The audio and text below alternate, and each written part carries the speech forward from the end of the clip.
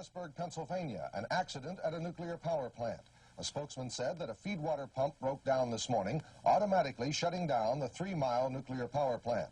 Some radiated steam escaped into the atmosphere before the plant could be sealed off, but officials said there is no threat to health. The tragedy of 3 Mile Island was, of course, that it did not explode in a visible way the way Chernobyl did. Then everyone would have been warned and people would have evacuated and so on. But instead it was a gradual, part meltdown that didn't go all the way Chernobyl did. And as a result, radioactive gases came out, but not so instantly, and there was no fire to warn people. And as a result, the governor hesitated for a few days to order evacuation of pregnant women and children, which I had recommended at the time when I was there together with George Wald on the day after the accident. I urged women and children to leave, but many didn't because you couldn't smell it, you couldn't see it, and the utility lied about it. They didn't want to admit that they had a major meltdown. And that caused many more children all over the Northeast, in Pennsylvania, New York, and all the way up to England, to New England, and across to Europe and Wales and England to be affected by the radioactive gases that have silently escaped.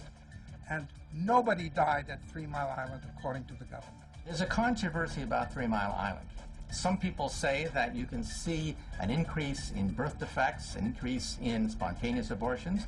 Other people say no such thing. Almost no radiation came out of 3 Mile Island, and therefore it's just anecdotal data. Every effort will be made to keep those radiation levels down to the present state, which is quite safe for all concerned. The truth of the matter is, we don't really know. We know, for example, that about 13 million curies of xenon gas came out of that reactor. The radiation levels are being very carefully monitored throughout the area. But if you look at the data from Wednesday evening to Saturday of March of 1979, you realize that the dosimeters were not in place from Wednesday to Saturday in many of these areas. In other words, for 3 days, radiation was pouring out of the reactor, and we did not have the dosimetry in place to be able to calculate reliably how much radioactive gas came out. In other words, it's like corralling the horses after the horses have escaped. At the present time, all those who are involved here, who are highly qualified, tell me that the reactor core is indeed stable.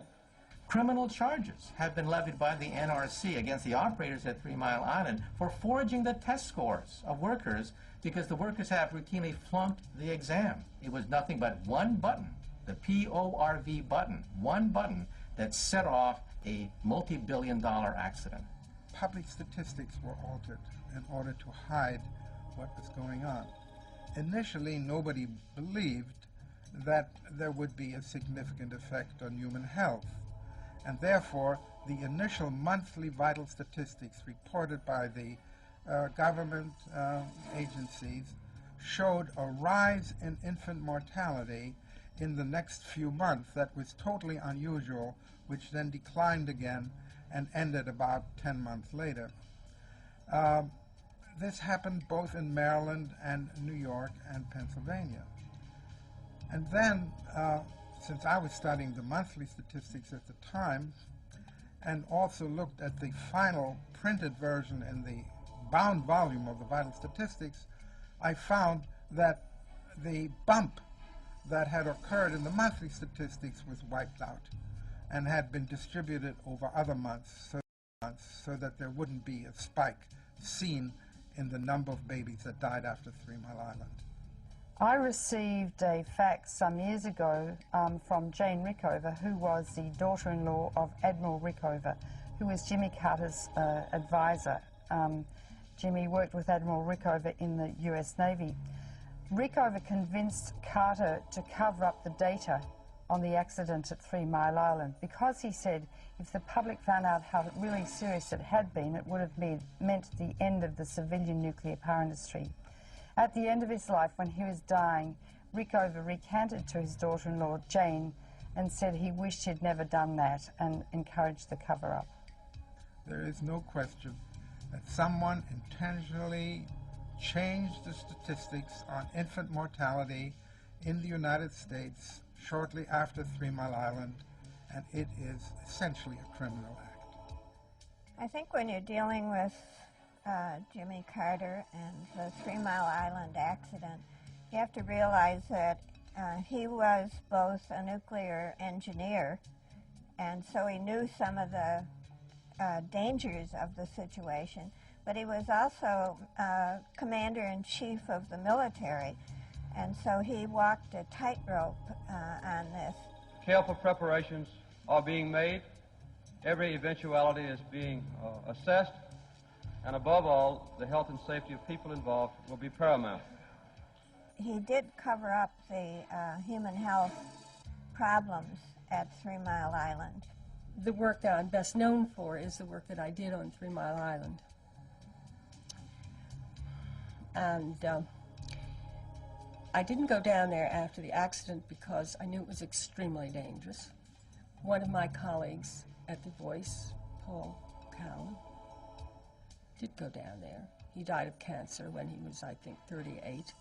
I remember when he came into the paper and his hair was quite white, and he said, I have cancer, Anna. And when I was down there about 5 years after the accident, they read a roll call of, I think, 30 reporters who had died, who had been there. I think Jimmy Carter knew a lot more than he said. He had to have known more because he knew enough to be a nuclear engineer, so he certainly did know. On the other hand, he was keeping the secrets of the military. I don't know whether he will ever speak out, but Rickover, the head of the nuclear submarine fleet, challenged the administration on their handling of 3 Mile Island. I think if you visit that site, you'll see an island in the middle of the Susquehanna River, and on either side there are very high hills. I hesitate to call them mountains, but they're pretty high. And the 3 Mile Island plant is down in this valley. So when the radioactive cloud was released, it actually hit the side of the mountain so that the people who were living there were really in the radioactive cloud, and they did have serious health effects in that area. However, when they asked for a study, they were given a study which was ridiculous from the point of view of health. They drew circles around the plant, and they looked at people in each of those concentric circles to see if there was any difference in health. Well, actually, if you were really looking for health problems, you'd look downwind for anything from due to airborne particles, and you'd look downstream for anything that was dumped into the river. And what he found was what you would expect. People were more fearful as they got closer to the reactor. So he blamed the problems, health problems, on fear, and he blamed the media for making people afraid. Which, you know, it was a setup. This is not what happened, and many people were damaged.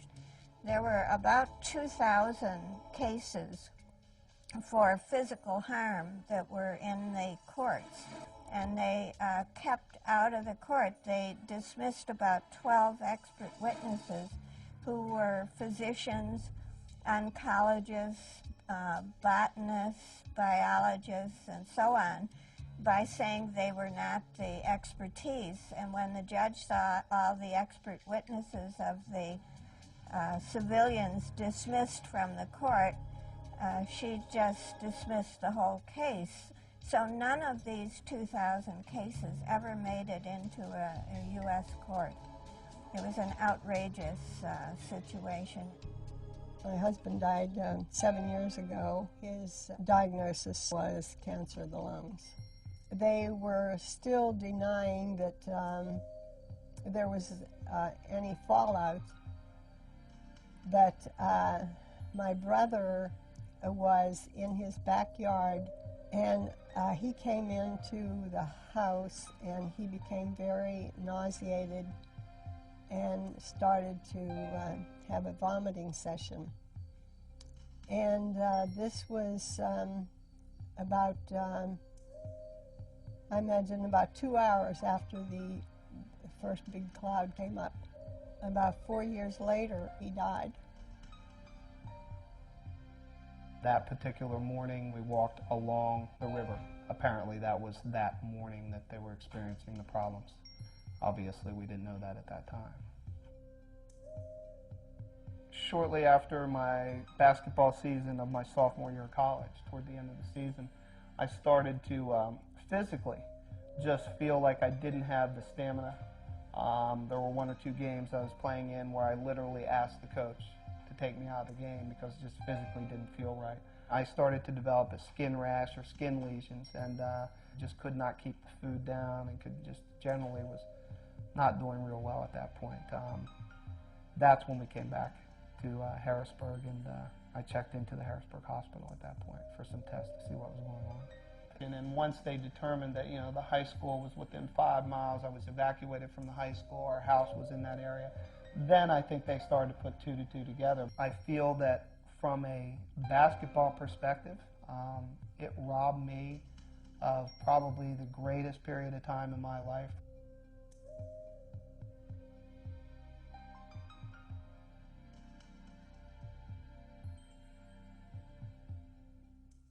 For 40 years, the American people have been told, don't worry, nuclear power plants are safe. In fact, the electricity is too cheap to meter, and that radiation should be measured in sunshine units. Radiation is so beneficial, it's the giver of life. The sun itself is a fusion reactor. We owe it all to nuclear energy. Now we know that it was really poison power. Now we know that because of the Cold War and because of the propaganda from the utilities, that nuclear power plants have in fact been seeping radioactive poisons into our backyards. Now we know that there has been a cover-up with regards to what could happen in a catastrophic accident and also what happens in the everyday emissions coming from a nuclear power plant. Now we know, now that the Cold War is over, now that we know that documents are being declassified, we begin to realize that the American people, in some sense, were guinea pigs for the nuclear industry. We now know that the military used to do experiments by releasing low-level amounts of radiation into people's backyard. In Cincinnati, 2 million pounds of uranium dust were emitted into the area to see how far radiation would follow the wind pattern. In New Mexico, again, radioactive materials at a very low level were dispersed into the environment just to see what would happen in case of a nuclear war.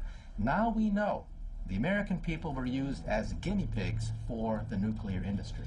The nuclear power plants were wanted primarily as a front for the military industry, since they needed so much cooperation, not only the cooperation of the general public, but they needed universities who would teach nuclear engineering and nuclear physics. And, you know, a university is not going to carry a subject if the only job opportunity